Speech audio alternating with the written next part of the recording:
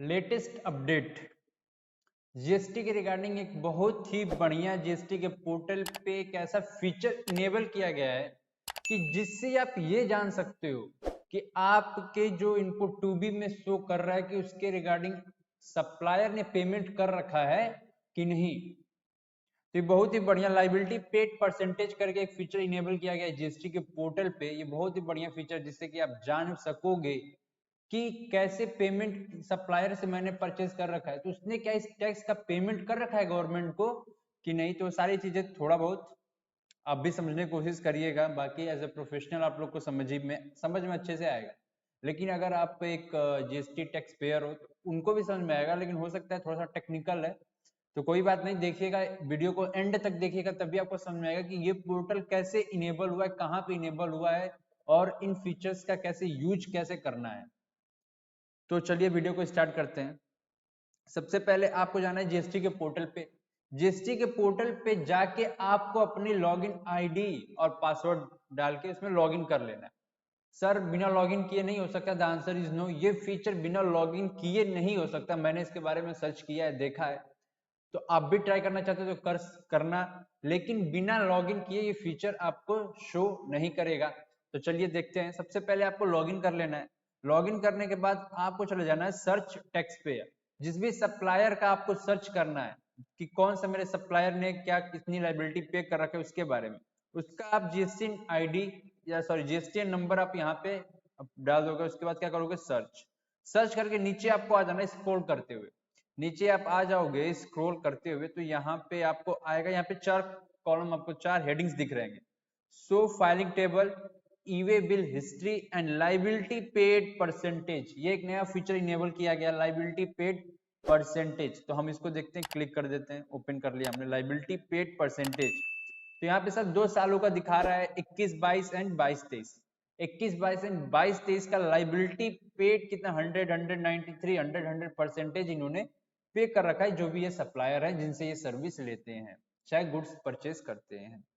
Sir ये क्या चीज है? अब तो हमने इसको यहाँ से देख लिया, इसका फॉर्मूला क्या है, कैसे कंप्यूट करने का, ये क्या रहा है, सारी चीजें मैं आप लोग को अब बताता हूँ।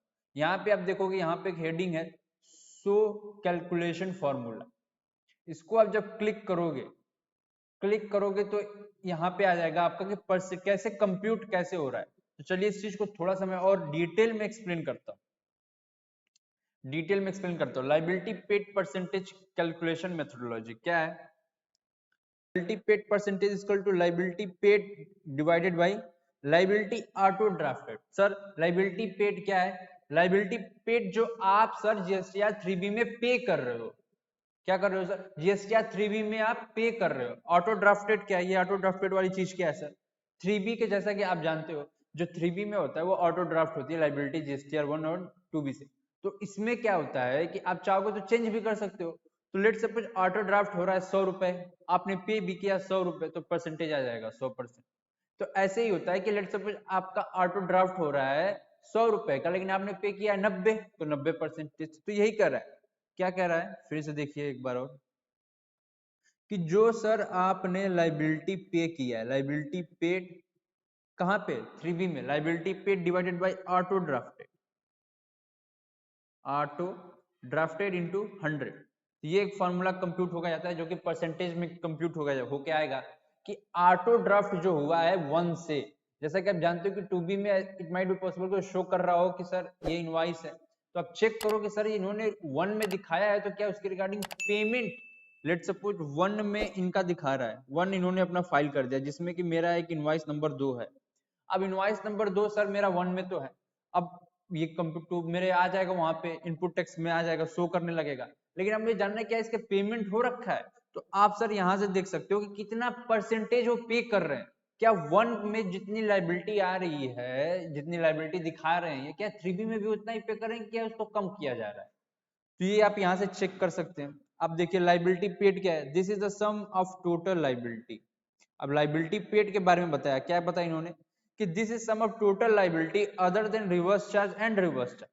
जो भी आपने लाइबिलिटी पे की है, तो एक तो रिवर्स चार्ज हो जाएगा आरसीएम, और दूसरा क्या हो जाएगा जो रिवर्स चार्ज, जिसके ऊपर रिवर्स चार्ज एप्लीकेबल नहीं, कि सिंपल सी हमारी लाइबिलिटी है। तो इन दोनों का सम फॉर द पर्टिकुलर पीरियड। फिर क्या होता है, फिर क्या होता है DRC03 कैसे निकलता है, मैं बताइए आप DRC03 के बारे में बताइए। 03 की स्क्रीन पर मैं आप लोग को लेके चलता हूँ। DRC03